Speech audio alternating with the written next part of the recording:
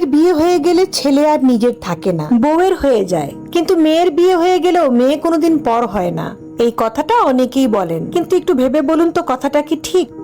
আসলে কি জানেন, আপনি যদি মেয়েকে কিছু দেন তাহলে আপনি মেয়ের কাছ থেকে রিটার্ন কিছু চান না বা আশা করেন না।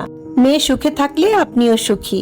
আপনি কখনো এটা তুলনা করেন না যে আপনার মেয়ে আপনার চেয়ে কত ভালো বা সুখে আছে।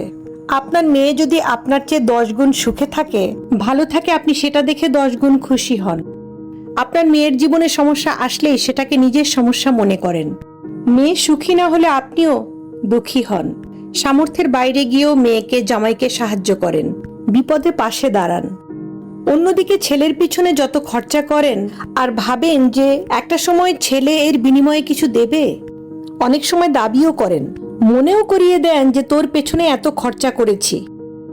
ছেলের বিয়ে দিয়ে ছেলেকে পর ভাবতে শুরু করেন। ছেলে বিয়ে করলে বাবা মায়ের ছেলের প্রতি একটা এমন মানসিকতা হয় যে মনে মনে ভেবে নেয় যে বিয়ে করেছিস, তোর সমস্যা তোকেই এর সমাধান করতে হবে।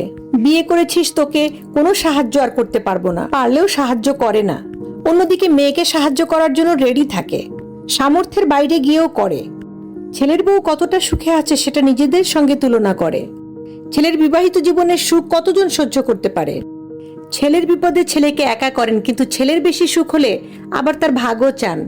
আসলে মেয়ের কাছ থেকে কিছু আশা করেন না, কোনো দায়িত্ব আরোপ করেন না। তাই মেয়ে যদি 5%ও কিছু দেয়, আপনি ভাবেন মেয়ে আপনার কথা অনেক ভাবে। আর এদিকে ছেলের উপর 100% দায়িত্ব, অনেক কিছু আশা করেন।